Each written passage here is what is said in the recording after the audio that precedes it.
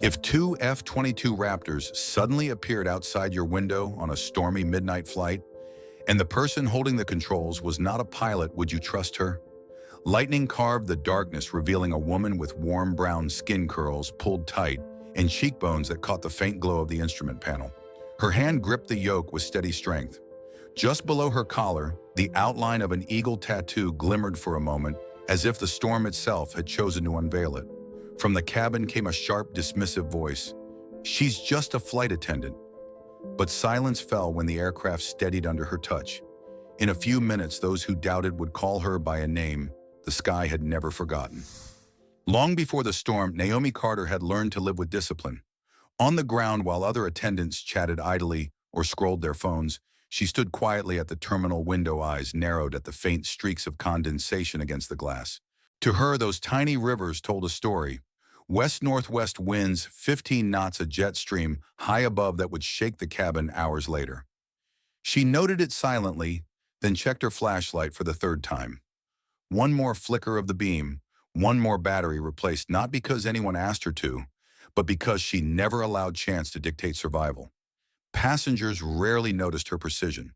What they did notice was her skin, her quiet demeanor, her refusal to play the smiling caricature they expected. A businessman once sneered as she adjusted his laptop for takeoff stick to serving coffee. "Technical things are for pilots who know better." A junior attendant, embarrassed by the remark, whispered as they prepared the galley, "Don't interfere with the checklist, Naomi. Just let them be." Naomi only nodded, folding the sting deep inside, where no one could reach it. Yet in the smallest moments, her true character surfaced. On one flight, a 78-year-old man with trembling hands struggled to stow his bag. Naomi noticed the worn patch on his jacket, an old Air Force mechanic's insignia. She eased the weight from his arms, whispering, "I know that patch. Thank you for your service." His tired eyes brightened as if someone had finally remembered. Minutes later, she saw an 86-year-old woman hesitating at her seat assignment, far from the restroom. Naomi didn't call for a supervisor. She quietly rearranged seating, convincing another passenger to switch. The elderly woman smiled with relief, never knowing that Naomi's choices came from years of training, where anticipating human needs meant lives saved, not complaints avoided. Few understood her methods. Naomi always walked along the cabin walls rather than down the center aisle, tracing each emergency exit with her fingertips, as if measuring distance in the dark. She discreetly marked trolley positions with paper tape, tiny signals only she could see, so that in smoke or blackout she could reach oxygen tanks and extinguishers in seconds. To most it looked obsessive. To her it was survival discipline, born from a world she never spoke of. A world where mistakes didn't bring complaints, they brought funerals. Passengers dismissed her as background. Colleagues considered her distant. But every motion she made was purposeful, precise, almost ritualistic, like a soldier repeating drills no one else valued.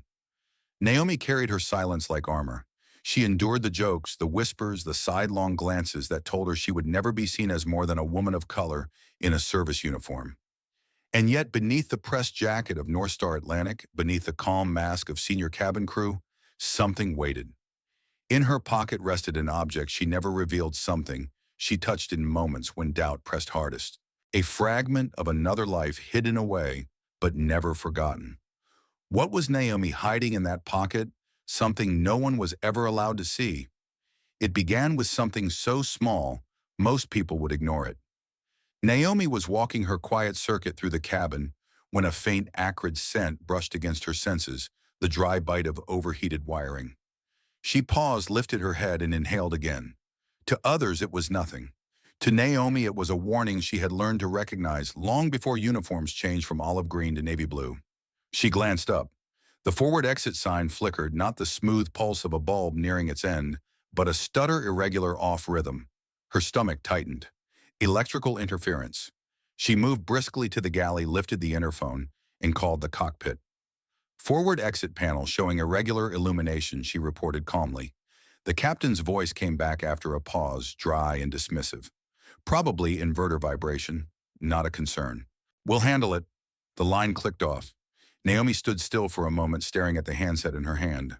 That tone, half bored, half amused, was the same tone she had heard a lifetime ago from those who thought she couldn't possibly know what she was seeing. Minutes later, the radio static deepened. Announcements from air traffic blurred into broken syllables. The plane trembled, a subtle drift to the left. Naomi braced against the wall and felt the shift heading had slipped 10 degrees off course. Her colleagues went on pouring drinks, chatting with passengers, unaware of the slow unraveling. She called the cockpit again. This time no one answered. The interphone stayed silent. Naomi's pulse quickened. She checked the cockpit door, no response to the crew chime. She tried again harder. Nothing. Then came the click of reinforced locks sliding into place. Behind her, passengers laughed at a joke, oblivious. But Naomi's gaze stayed fixed on the door that had just sealed shut. Her breath caught between instinct and memory. The cockpit door had just locked completely. Who was still alive inside Naomi's hand lingered on the sealed cockpit door, her knuckles pale against the reinforced metal. A tremor passed through her chest, not from the turbulence, but from memory. "I left the battlefield behind," she whispered to herself so low no one else could hear. Behind her, tension rippled through the cabin. A man in row 17 barked, "Open it already! What are you waiting for?" Another passenger shouted, "If the pilots aren't answering, then we're doomed." Panic began to spread like sparks across dry tinder. Her junior colleague, face pale and hands trembling, tugged at Naomi's sleeve. "Don't, Naomi. You're just a flight attendant. Let someone else decide. Please." Naomi closed her eyes, and in that instant, the storm outside became the storm inside.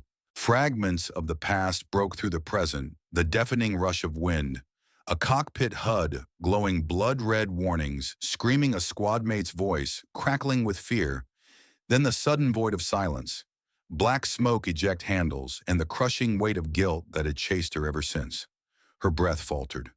What if she touched that door, and history repeated itself? What if this time, 250 souls joined the ghosts that already haunted her? The safe choice, the selfish choice, was to step back to let someone else carry the blame. But Naomi's fingers tightened against her side, brushing the fabric where something heavy pressed against her pocket. A symbol from another life hidden, but never forgotten. She drew one long breath, steadying herself. But an old voice was about to call her back, one she could never ignore. The cabin churned with voices, fear rising, doubt multiplying, until one calm tone cut through the noise. From the window seat in row 12, a man of 70 leaned forward. His hair was silver, his hands scarred with the memory of a lifetime spent in engines and steel. He had watched Naomi move since boarding, how she traced the cabin walls, how she read the clouds like a mechanic reads oil stains. As she braced against the locked cockpit door, he spoke low enough for only her to hear. "You've flown before." Naomi turned startled. The man nodded gently, his eyes steady. "I saw the way you looked at the wind before takeoff. Not many notice that. You walk the cabin like a pilot checking a fuselage. I was a mechanic for 40 years. Trust me, I know what I'm seeing. Do what must be done." Her lips parted, but no words came. Instead, her hand drifted to her wrist where a braided red paracord bracelet lay hidden beneath the cuff of her sleeve. 3 knots tied in precise sequence. Compare. Decide. Her father's voice echoed with the lesson, "In the air, hesitation kills. Compare. Decide. Act." From her pocket, she felt the familiar weight of the coin she never showed anyone. Its surface carried an engraving, worn smooth by years of touch. Hold fast. Back alive. She had clutched it in the darkest nights when comrades didn't return, when silence pressed heavier than sound. The man's eyes narrowed kindly. "You're not just here to serve drinks. Not tonight." Naomi's breath caught.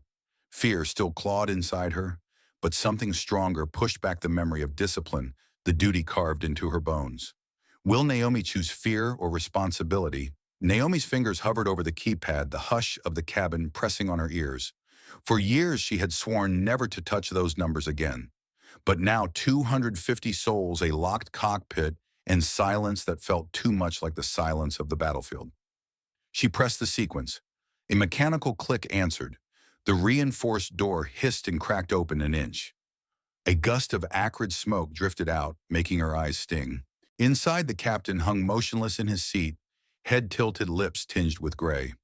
The first officer fumbled weakly with his oxygen mask, his hands shaking too violently to secure it. Naomi stepped forward, pulled the door wide, and entered the cockpit, as though crossing into another world, the one she thought she had left behind. She moved with practiced precision. In one motion, she secured her own mask, adjusted the straps tight, then pulled the FO's mask firmly over his face and taped it in place with medical tape. She checked the captain's pulse, faint but present. Alarms glowed across the panel. Master caution lights blinked. Autopilot still engaged, but the aircraft had drifted 10 degrees off heading. She forced her breath to slow, hearing her father's voice. When fear speeds up, you slow down. Count the wind. Her hand moved to the transponder. She twisted the dial deliberately, 700 emergency. A universal cry for help, the signal that tells the world we are in distress. She reached for the radio. The main channel sputtered with static. She switched it over to the one frequency that never goes dark, 121.5 guard. Every military aircraft, every rescue team, every listening ear would hear her there. Then she gripped the yoke and eased it gently. She rocked the wings 5 degrees left, 5 degrees right. To the passengers, it felt like nothing more than turbulence. But to anyone watching from outside, it was a message older than radios. This aircraft is not hijacked. We are in trouble, but still under control. For a heartbeat, Naomi hesitated. She wasn't in uniform anymore. She wasn't supposed to be here. Yet as she steadied the jet against the rolling winds, the truth was undeniable. No one else was coming. Behind her, the interphone buzzed with panicked calls from the junior attendant. Passengers were whispering, wondering why the plane rocked strangely.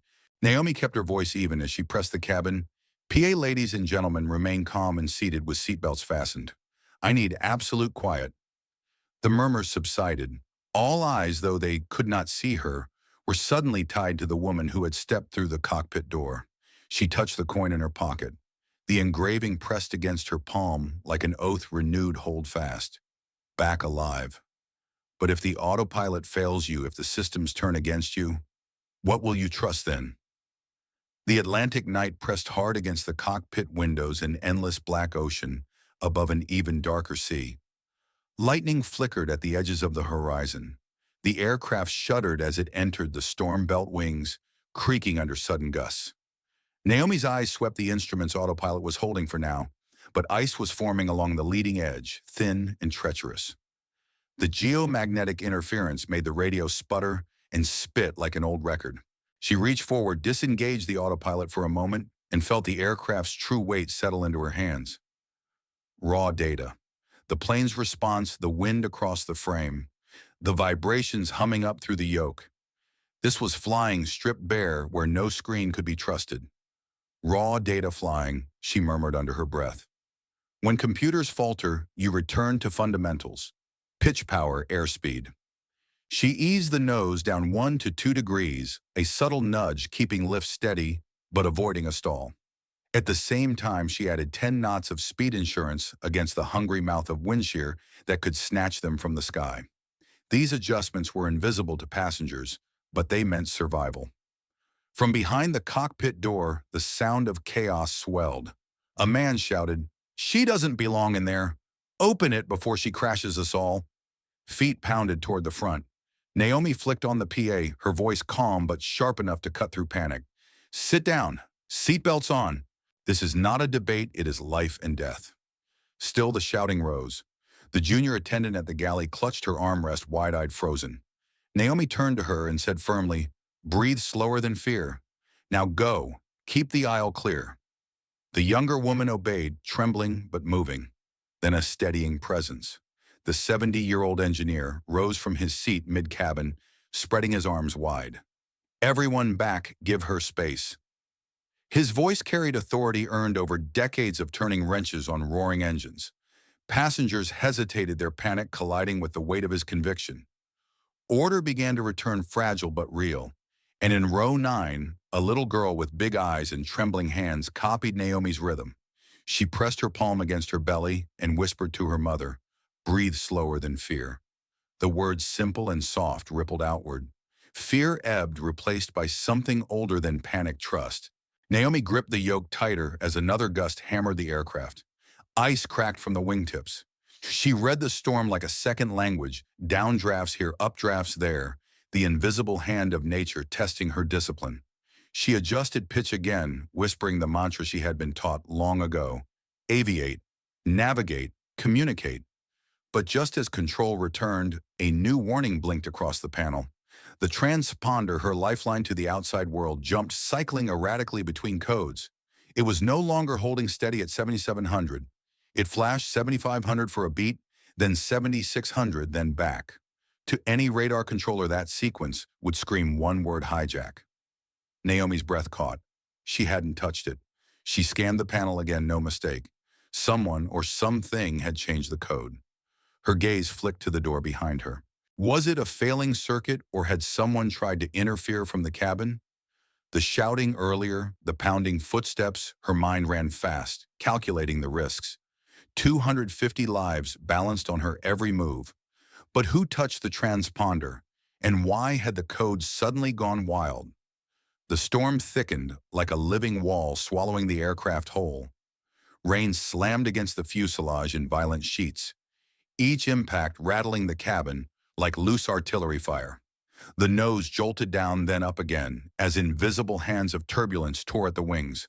A burst of wind shear hit broadside, throwing passengers against their seatbelts. The overspeed alarm shrieked, red lights strobing across the cockpit. Naomi forced her grip steady. She silenced the alarm, disengaged autopilot, and felt the aircraft tremble in her hands. Every sense sharpened. She closed her eyes for a fraction of a second and listened, not to the instruments, not to the static-filled radio, but to the storm itself. The airframe spoke through vibration. A deeper hum meant pressure on the tail. A high-pitched shiver across the windows signaled crosswind drift. Naomi matched each sound with memory, each vibration with response. "Breathe slower than fear," she whispered, sinking her exhale to the rhythm of the storm. In slowing her breath, she slowed the chaos in her mind. But as the aircraft rolled again, memories she had tried to bury clawed back to the surface. The Sardis corridor, a night blacker than this one, radar screens screaming with enemy locks, storm cells blooming across the horizon. Her squadron was spread thin, one wingman calling out in panic. His system had failed. He was blind in the dark. Naomi, call sign Valkyrie 11, had broken formation against orders, sliding between her partner and the radar threat, drawing the lock to herself. She remembered the radio silence afterward, the endless hours of evasion, the choking smoke in her cockpit before she punched out. Her wingman survived the night, but not the aftermath. He died from complications weeks later, far from the battlefield. Naomi had lived but carried the scar of a decision that saved and doomed at once. Guilt had chased her into every quiet moment since. She had sworn never to fly combat again, never to hold another life in her hands. Yet here she was, the storm pressing her to choose once more, risk herself for others, or stay safe and let fate decide. The jet dipped, hard oxygen mask dropping into the cabin with a metallic snap. Screams rose from the passengers. Naomi steadied the yoke, nudging the nose 1 degree down, adding 10 knots, just as training had drilled into her bones. She could feel the storm trying to pull her under, like a tide dragging her into old ghosts. Her chest tightened, not from lack of air, but from memory. In her mind, she still heard his last words, her wingman gasping through static, "Don't let me go." She had promised, and yet he was gone. That broken vow whispered louder than the storm itself. Naomi clenched her jaw, sweat dripping beneath the mask. The guilt was suffocating, but so was surrender. This was her inmost cave, darker than any night sky, the place where memory and reality collided, where she had to decide whether to repeat the past or rise above it. She steadied her breathing again, 3 counts and 4 counts out. The mantra returned, fragile but alive, hold fast, back alive. The coin in her pocket seemed to burn against her skin, daring her to honor its words. The storm rattled the cabin once more, the plane bucking like a wild animal. Naomi's eyes narrowed. This time she would not run. And if she must make that choice again, will she? The storm finally broke open around them, not easing but exploding. Thunder cracked so close it rattled the teeth of every passenger. Naomi held the yoke, steady, sweat soaking her palms inside the gloves. The alarms still flickered, altitude, slipping, crosswinds ripping. But then through the chaos, 2 shadows slid up from the darkness outside. Sleek, angular, their silhouettes unmistakable even against the lightning F-22 Raptors. Gasps filled the cabin. The agitators who had been pounding toward the cockpit door fell silent. Their anger dissolved into awe and fear. Some pressed their faces to the windows, whispering prayers. The radio hissed faint at first, then resolved into a broken voice cutting through static. Valkyrie 11. Is that you? Naomi's heart stuttered. That name had not been spoken aloud in years. Her jaw clenched. She knew she could not answer with silence, not now. She pushed the transmit button, voice steady but low. This is Naomi Carter. I will get everyone home. The first officer, still weak but conscious, turned to stare at her, disbelief and recognition dawning in his eyes. He had heard that call sign before in stories whispered about missions that never made the news. Just then, the aircraft lurched violently. A vicious downdraft slammed them downward. Overspeed warnings blared again, followed by a stall horn as the nose pitched too high. They were on the knife's edge of catastrophe, too fast, too slow, both at once. Naomi forced herself not to panic. She eased the nose down, protecting airspeed, then trimmed manually to regain balance. Raw data flying, she reminded herself. Pitch power, airspeed. Nothing else matters. The plane steadied, but only just. On the ground, controllers misread the chaos.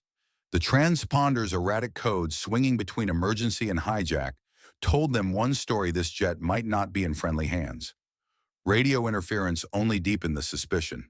To NORAD, it looked like a possible takeover. The F-22s outside adjusted formation. One slid forward, visible through the cockpit glass. A panel on its wingtip cracked open, revealing the faint glow of a flare pod. A warning shot was seconds away. Naomi's pulse slowed. She remembered drills no one else in this cabin had ever heard of, signals older than satellites, a body language of the sky itself. She tightened her grip on the yoke and rocked the wings 5 degrees, left 5 degrees right. Then again. Passengers screamed as the cabin tilted, but outside the Raptors responded. The lead fighter dipped its wing in acknowledgement, a silent handshake across the storm. No hijack. Distress only. The code had been misread, but the truth had been spoken in motion. She reached for the PA, voice calm despite the quake in her chest. Ladies and gentlemen, what you felt was intentional. It was a signal to the escorts outside. We are safe. Stay seated. Trust me. The elderly engineer smiled faintly, his faith vindicated. The little girl whispered again, breathed slower than fear, and clutched her mother's hand. Naomi's mind replayed the lesson she'd once drilled into cadets. Wingrock is aviation's body language. When electronics lie, movements speak. Aviate first, navigate second, communicate last. Never forget the order. Outside, Raptor 21 slid closer. His voice came firmer now, copy Wingrock. Situation understood. Naomi exhaled a long release of tension, but she knew this was only the beginning. Someone on the other end had recognized her voice, and that recognition carried weight she wasn't ready to face. But who was on the other end of that radio? How did they know Naomi's voice? The storm eased only slightly, leaving behind a restless sky. Then the radio cracked clear, the strongest it had been all night. Valkyrie 11, form on me. Avoid the icing band. Descend to a safer flight level. It was Raptor 21, steady commanding. Close enough that Naomi could see the faint green glow of his cockpit display through the canopy. Her voice was calm, controlled. Copy. Manual flight engaged. Following your lead. The first officer, still pale but regaining strength, slid his trembling hands to the throttles. Naomi guided him with clip commands. Power back. Hold it. Now steady. For the first time all night, he obeyed without doubt, his trust placed wholly in her voice. The Raptors tilted their wings, descending in perfect arcs. Naomi matched their movement, hand firm on the yoke, every nerve alive to the feel of the aircraft. The jet responded as though it too wanted to survive. Breaking through the final clouds, Archer Field spread below them, a dark ribbon of runway, lit like salvation. 10,000 feet of concrete ILS locked glide slope alive. Naomi's heart counted each step, flaps 1, 2, 3. Approach speed, plus 10 knots for the lingering gusts. Altitude bleeding steady. She read the lights, 2 white, 2 red, then 3 red. Just a touch low. She added power, gently, nose rising like a promise kept. The wheels kissed the runway with a softness no one expected from such a storm. Reverse thrust, deployed auto brakes bit, and the great machine rolled true. At last the rumble slowed, until silence filled the cabin. 250 people sat frozen, breaths held. Then slowly, almost reverently, they began to clap, not wild applause, but soft, measured respect. a sound not of entertainment, but of gratitude. Naomi didn't smile. She only lowered her head for a moment, feeling the weight of everything that had led her here. Her coin pressed against her palm again. Hold fast. Back alive. And outside, the Raptor taxied beside them, canopy still down, visor reflecting runway lights. Whoever sat behind that glass had called her. Valkyrie had known her before the world forgot her name. When the visor comes off, who is that F-22 pilot? The aircraft rested on the tarmac at Archer Field, engines winding down into uneasy silence. Emergency lights flickered against the rain-slick glass as officials hurried aboard. Passengers were still strapped in, whispering prayers of thanks, when two investigators in dark suits and an airline PR manager stepped into the cockpit. Their faces carried both relief and suspicion. One of them looked straight at Naomi. "Who confirms you were actually flying this aircraft?" The words cut like a blade, less gratitude, more accusation. Naomi didn't flinch. Her hand slid from the yoke, calm, deliberate. But before she could answer, a voice from the cabin spoke up. The 70-year-old engineer stepped forward, shoulders squared. "I confirm it," he said firmly. "I saw her read the wind before we ever left the gate. I heard her commands, the way she called each adjustment. That wasn't luck, that was skill." The investigators hesitated, unimpressed. "That's anecdotal," one muttered. But then the first officer stirred, his voice hoarse but clear. "Check the CVR," he rasped. "You'll hear it yourself.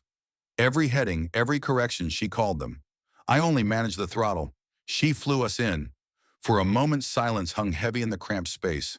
The PR manager scribbled notes, his eyes flicking between Naomi and the passengers, who were now standing one by one in a ripple of quiet support. Still, suspicion lingered in the air. Naomi knew better than anyone, some truths don't live in black boxes or official transcripts. Some truths are carried in the way a storm steadies under one person's hand, in the way 250 souls walk away alive. But the strongest proof of all isn't in any file.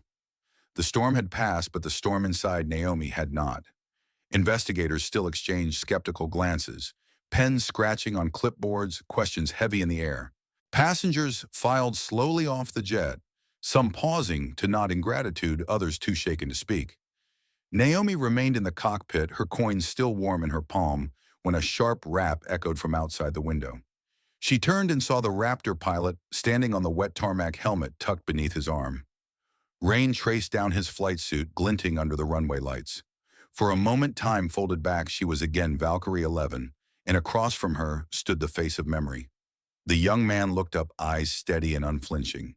Then, with deliberate care, he raised his hand in salute. His voice carried across the night, low but clear. "You saved my father that night. Today I returned the sky's favor by escorting you home." Naomi froze. The air left her chest in a single exhale. She remembered the Sardis corridor, the radar locks, the decision that had scarred her. The wingman she shielded, who survived the mission, but never the aftermath. And now here stood his son, alive, serving, carrying the legacy forward. The weight of years of guilt and silence lifted in that instant. The system's doubt dissolved, not because of an official report, but because the truth had flesh, blood, and a name. It was a rebirth of Naomi, of fairness, of the belief that sacrifice was never wasted. Passengers and crew, still gathered near the boarding stairs, fell quiet as the young pilot stepped forward, his salute unwavering. For the first time that night, Naomi allowed herself a faint smile, not of pride, but of peace. But now the question remained, will she return to the front seat, or keep flying from the back? By morning, headlines were already circling, but Naomi Carter quietly reported for duty in the same navy blue uniform. She did not ask for a captain's bars or a new title. She remained a flight attendant. Yet change had begun. For the first time in company history, senior cabin crew were invited into pre-flight weather briefings. Pilots asked Naomi for her readings of wind patterns, her instincts sharpened in storms no simulator could replicate. A culture long divided between cockpit and cabin began to shift toward respect. And from that night came 5 lessons repeated, not just in aviation schools, but whispered in crew rooms across the country. In chaos, aviate, navigate, communicate. Never forget the order of survival. Raw data flying is a core skill. Computers can fail, but fundamentals never do. Sky signals must be second nature. 121.5, 700, and a simple wing rock can speak louder than any radio. Respect competence everywhere. Skill is not confined to the cockpit or the rank on a badge. Lead with calm. Breathe slower than fear, and others will follow your steadiness. Naomi carried these truths quietly, never boasting, never seeking a spotlight. Yet their echo lived on in those she touched. At the airport lounge a week later, the little girl from row 9 ran up with a crayon drawing a smiling plane wings, outstretched and beneath it the words, "You taught me to breathe slower than fear."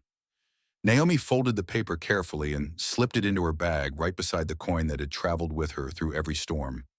And for those who still wondered, history would remember one closing truth. That night, NORAD didn't ask her skin color. They didn't ask her job title.